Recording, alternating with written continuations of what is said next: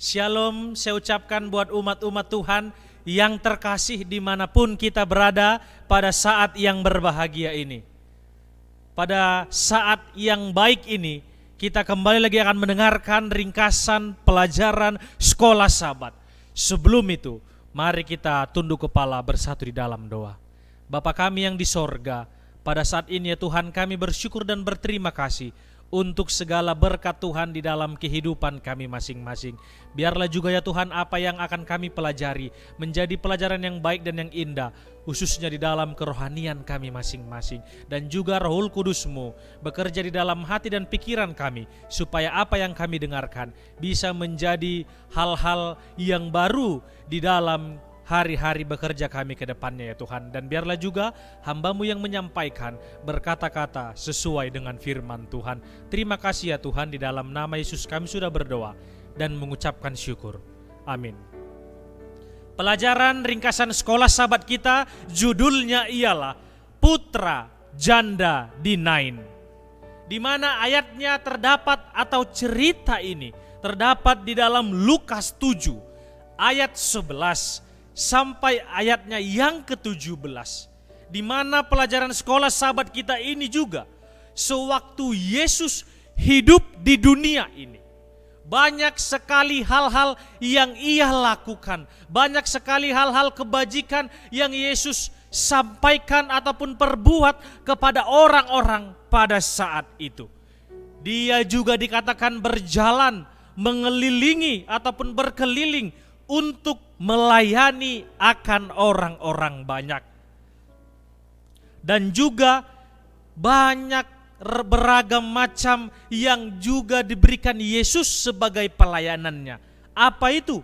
Yaitu termasuk dia memberikan akan makan, dia juga mengusir setan, dan juga yang dilakukan ialah menyembuhkan penyakit, bahkan membangkitkan orang mati. Pekerjaan Yesus kita lihat membuktikan bahwa dia telah diurapi oleh ilahi ataupun oleh Bapa yang di sorga, di mana kasih, kemurahan, dan belas kasihan dinyatakan di dalam seluruh perbuatannya pada waktu ada di dunia ini.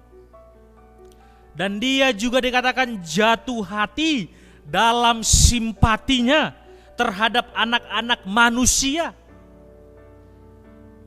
Yesus pada waktu di dunia ini mengenakan sifat manusia supaya ia dapat memenuhi keperluan akan kita sebagai umat-umat tebusan.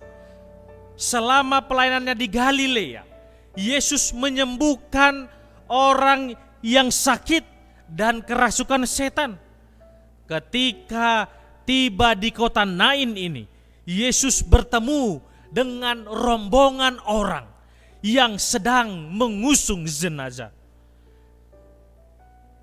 Yang mati di sini ialah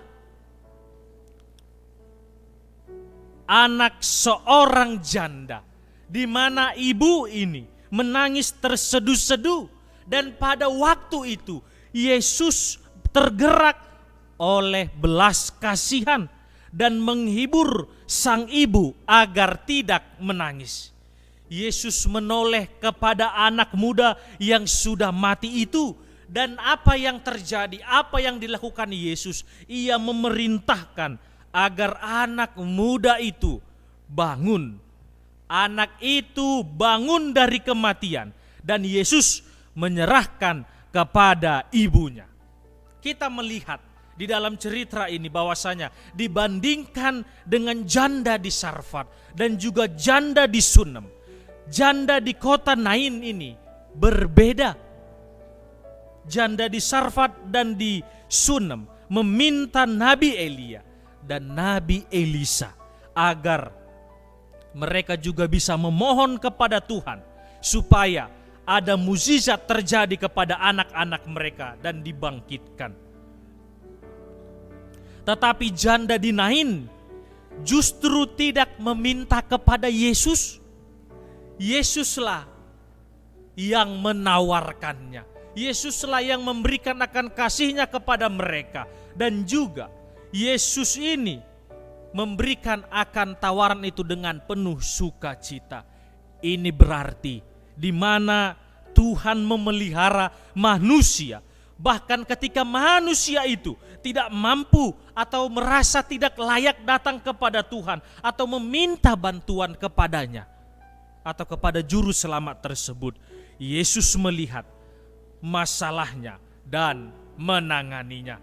Namun intinya ialah bahwasanya Yesus membangkitkan orang mati sebelum dikatakan ia mati ataupun sebelum dia terpaku di kayu salib. Biarlah dengan pelajaran ini kita melihat bahwasanya belas kasihan Yesus masih selalu kita terima dalam kehidupan ini. Dan biarlah kita tetap berpegang teguh pada janji Tuhan. Kiranya Tuhan Yesus memberkati kita semuanya. Adalah doa dan harapan kita. Amin.